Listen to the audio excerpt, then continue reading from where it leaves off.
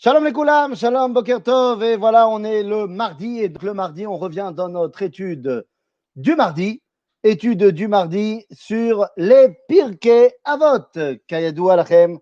Et donc, nous sommes toujours dans le premier chapitre des Pirkei Avot, Masechet Avot, chapitre 1, et cette fois, nous sommes arrivés à la Mishnah 6. Mishnah 6 de Pirkei Avot, Mishnah Vav, c'est parti. Yehoshua ben Perachia venitaya arbeli kiblu mehem. Alors, kiblu mimi, bien évidemment, de Yosef ben Yoézer et Yosef ben Yochanan. Alors, avant même de rentrer dans la Mishnah, je voudrais simplement dire quelque chose par rapport au Rabbanim qui parle dans cette Mishnah. Yehoshua ben Perachia. Yehoshua ben Perachia est mentionné beaucoup plus tard, non, pas beaucoup plus tard, mais dans une autre Gemara qui s'appelle Masechet Sanhedrin. Eh bien, dans Masechet Sanhedrin, il semble que Yehoshua ben Perachia soit le maître d'un monsieur qui va s'appeler Yeshua Anotzri. C'est-à-dire, Yehoshua ben Perachia serait, semble-t-il, le maître de Jésus, celui qui l'a formé et celui qui l'a également rejeté. Alors évidemment que ça nous pose ici un problème en termes de chronologie, pour une raison très simple, c'est que si Yosef ben Yoézer et Yosef ben Yochanan sont les rabbins de Hanouka, on est en l'an moins 160, quelque chose comme ça, c'est pareil évident que Yehoshua ben Perachia, allez, disons qu'il est en moins, je sais pas, 120, c'est pas possible. Parce que je vous rappelle que la chronologie chrétienne de moins et plus, c'est à partir de Jésus, même si on sait que Jésus, c'est pas vraiment l'an 0, mais plus l'an 3, mais c'est l'homme échané. Là, on est quand même 100 ans avant les événements. Donc, ça paraît quand même compliqué. Quand on sait que Hillel Azaken est à l'époque de Hérode et que Hérode lui-même meurt avant le début du christianisme, ça nous paraît quand même compliqué que Yehoshua ben Perachia soit bel et bien le maître de Jésus. Alors, on ne peut pas non plus remettre en cause la Gemara dans Masechet Sanhedrin. Donc, il est tout à fait possible d'abord de dire qu'il y avait un autre Chacham qui s'appelait Yehoshua ben Perachia, qui est arrivé donc 100 ans plus tard, 120 ans plus tard, l'homme échané, et qui correspond donc, chronologiquement parlant, à celui qui était le maître de Jésus. Ou alors, eh bien, et ça c'est pas nouveau chez les Chachamim, que ce que représente Rabbi Yehoshua ben Perachia, eh bien, sera continué au travers un autre Chacham qui s'appellera pas forcément de son petit nom Yehoshua ben Perachia, mais on l'appellera comme ça pour dire qu'il en est le successeur. Donc, ne pas nous prendre la tête au niveau des noms. Ce qu'on peut également apprendre avant même de rentrer dans la Mishnah, c'est que là, le couple en question s'appelle Yehoshua ben Perachia et également Nitai à Arbeli. Nitai à Arbeli, eh bien, s'il s'appelle Arbeli, ça veut dire qu'il vient du Arbel. Arbel, c'est dans le nord, c'est juste à côté de Tibériade. Et donc, ça nous permet de voir qu'il y a ici une Nitrachavut à Mamlacha, un agrandissement du territoire. Et oui, suite à la victoire des Hashmonaïm, suite à la victoire des Maccabim, eh bien, le pays grandit et devient de plus en plus fort. D'ailleurs, en termes de chronologie, eh bien, on peut commencer à être en contact avec Alexander Yanai, c'est-à-dire ce roi hashmonéen qui a effectivement fait des conquêtes énormes et au sud et au nord. Et donc, ça va pas mal ensemble. Donc, maintenant qu'on a fait cette petite introduction, présentation des Nefashot Apohalot, des personnages, eh bien, comprenons de quoi il s'agit. Nous sommes donc dans une génération où nous n'avons plus besoin de nous battre contre l'envahisseur. Ça y est, l'envahisseur a été battu. Nous sommes redevenus indépendants sur notre territoire, Yafé Meod. Et donc, qu'est-ce qui se passe maintenant? Eh bien, Yehoshua ben Perachia Omer, Aseh lecha rav, Ukne lecha chaver, Vevedan et kol ha'adam lekav zechut. Mazeh Aseh lecha rav. Fais-toi un rabbin. Qu'est-ce que ça veut dire, fais-toi un rabbin?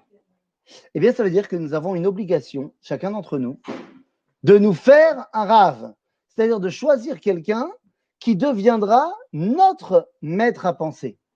Alors, que les choses soient bien claires.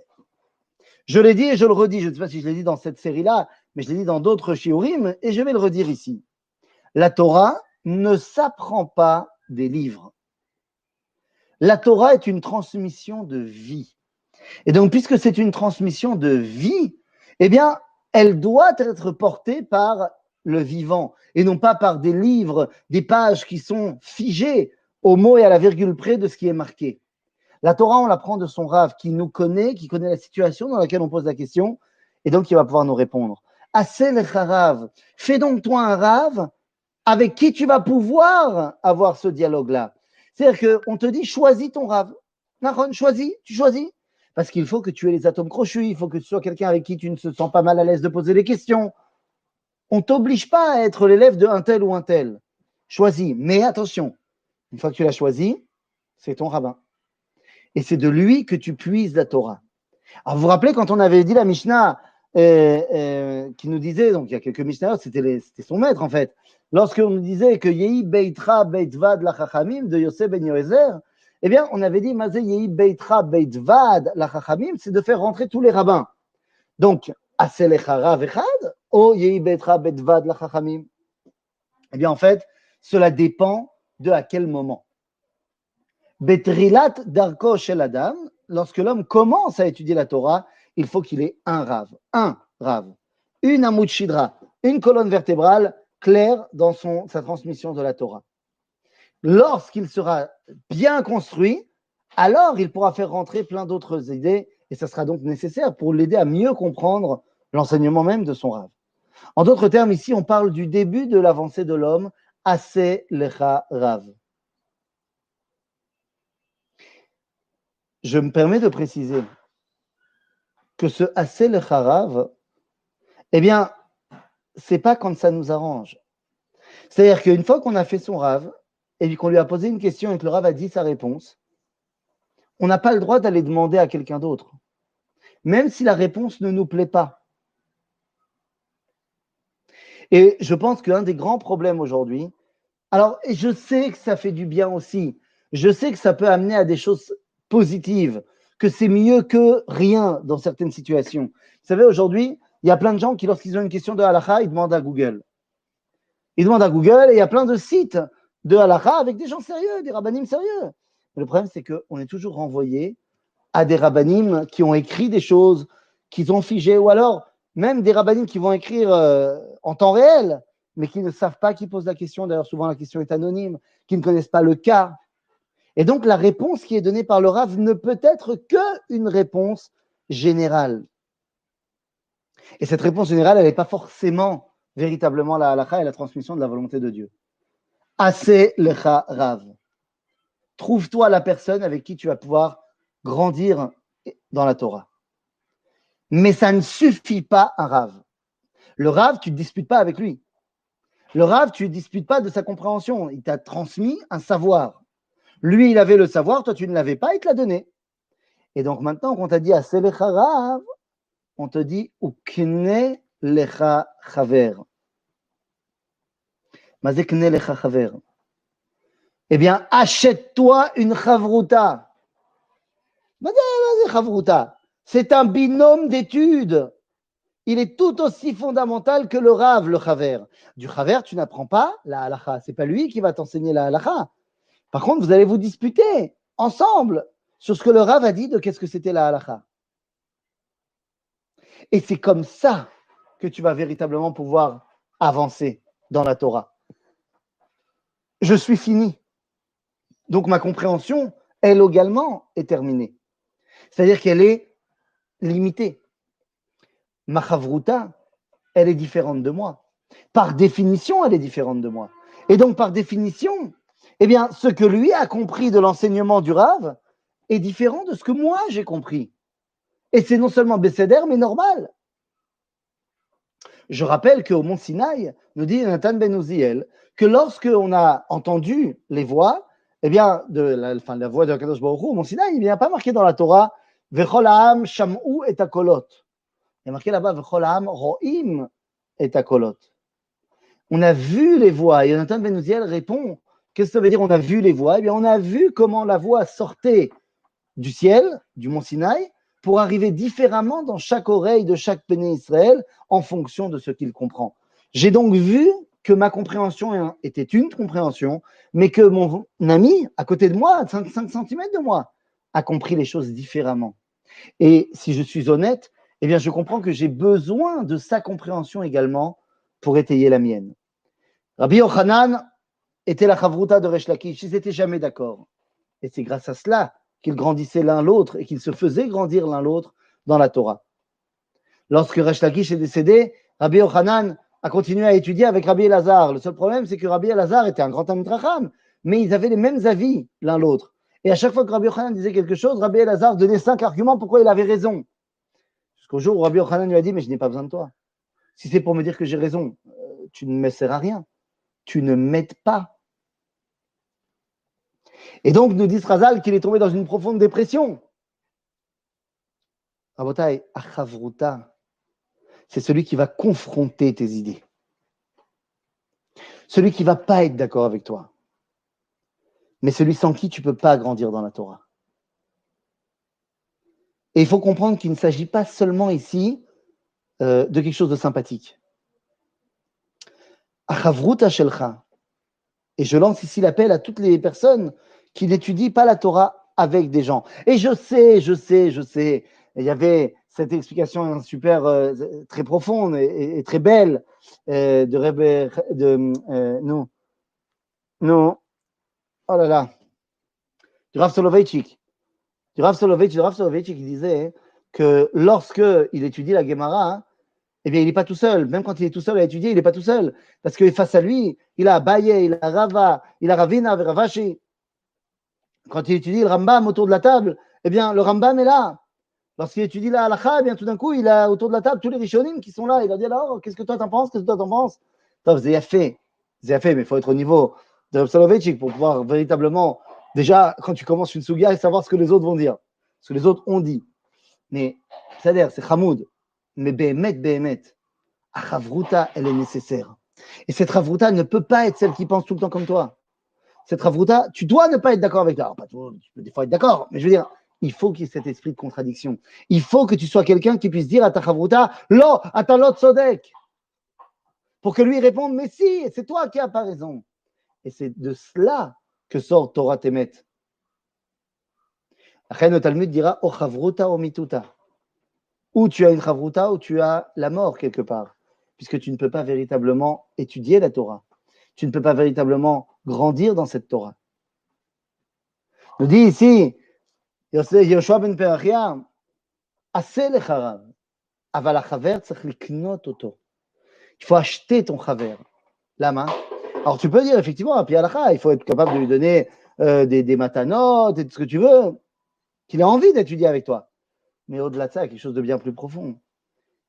Kne lecha chaver. Il faut qu'entre vous deux, il y ait un véritable kinyan. Il y ait quelque chose qui rattache ce lien. Chez Rabbi Yochanan, il n'y a pas de problème. Hein. Rabbi Yochanan, il a donné sa sœur à marier à Resh Lakish. Donc ça, pour que le coup, Kinyan, entre les deux, c'était réglé. Alors, je ne dis pas que toutes les chavrutot doivent être beau-frère, belle-sœur, pas du tout. Mais ça veut dire qu'il doit y avoir un Kinyan chazak entre les deux. Et enfin, et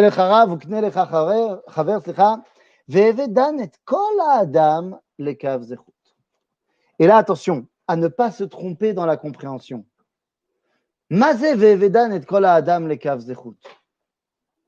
En français, on dirait et juge chaque personne avec bienveillance. C'est fait.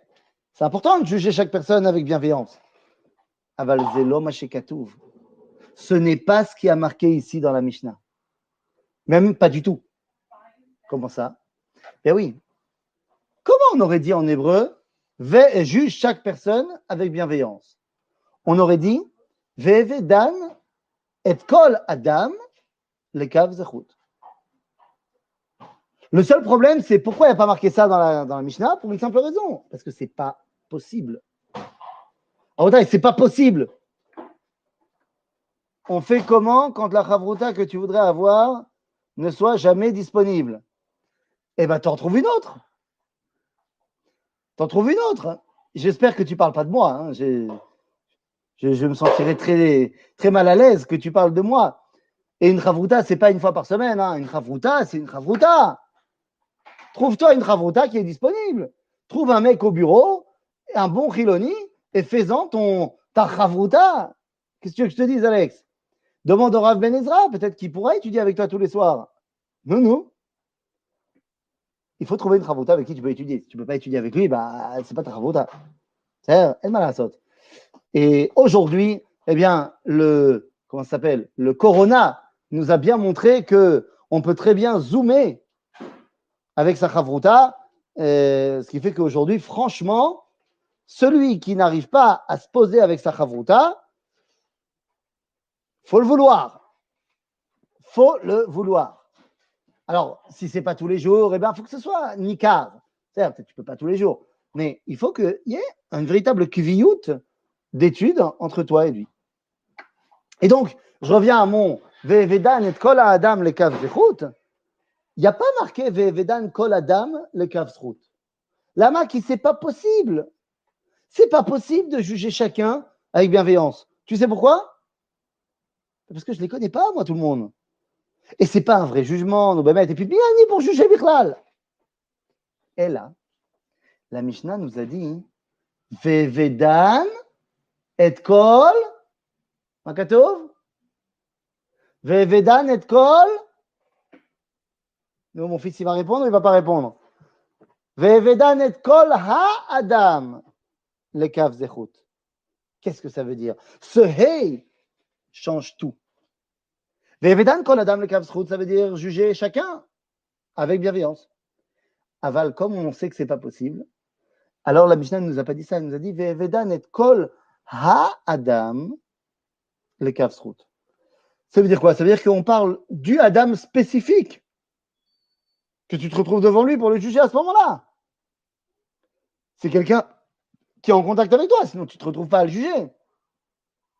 Et là, si tu veux pouvoir le juger, le kav zechut, il faut que tu le prennes dans sa globalité. Ve'evedan et kol ha'adam. Juge l'ensemble de l'homme, le kav zechut. Ve'evedan et kol ha'adam.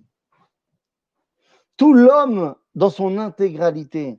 Car ce n'est que lorsque tu le prends dans son intégralité que tu arrives à le juger bien. Car si tu te focalises sur ce qui ne va pas, comment tu veux le juger bien? Prenez un couple. On a tous eu des problèmes de couple. Prenez un couple. Quand il y a des problèmes, quand il y a une dispute, faites attention, mais en général, 99% des cas, on est tout à fait capable de mettre l'accent sur les points qui nous ont énervés. Quoi? Encore? Tu as, je sais pas, donné de la pizza aux enfants sans leur donner des légumes? Mais c'est toujours pareil avec toi. Tu sais pas que c'est important de manger des légumes. Et pendant une demi-heure, on va parler de légumes. Bon, ça, c'est ce que moi, je vis au quotidien. Ma marloquette avec ma femme, c'est est-ce que je me rappelle qu'il faut donner des légumes ou est-ce que je me rappelle pas?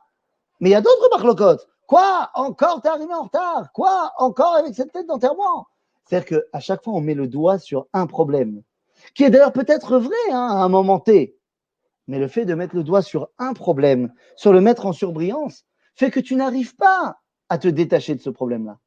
Alors que lorsque tu prends la personne dans son intégralité, alors le problème n'est que une goutte dans l'océan. Et ça, vous savez, là, on a fait des travaux à la maison, Baruch Hashem, sous l'avis donné par ma femme, évidemment. Mais avant qu'on fasse ces travaux, il y avait à côté de la porte d'entrée l'instrument du démon. Ah oui, au début, je n'ai pas compris. Et je me suis laissé avoir. C'était quoi l'instrument du démon devant la porte d'entrée? Il y avait un miroir. Ce miroir était l'instrument du retard. Dans toutes les soirées, on devait sortir avec ma femme.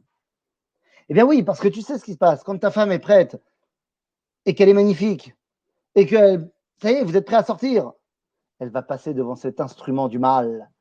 Et là, elle va avoir ce geste-là. Elle va se rapprocher pour mettre en surbrillance les cas particuliers des problèmes. Ah non, mais là, il y a un morceau de maquillage qui a coulé. Ah, t'as Bichlal, toi, le garçon, tu t'en rends même pas compte. Mais elle fait attention au point de détail. Mais le point de détail ne peut pas être pris séparément. Parce que si le point de détail est pris séparément, c'est sûr que c'est voué à l'échec. C'est pour ça que le Rav Kook dira dans Oroth Israël, chapitre 4, Avatenu le umatenu, lo tesame et enenu, milevaker et kol mumea.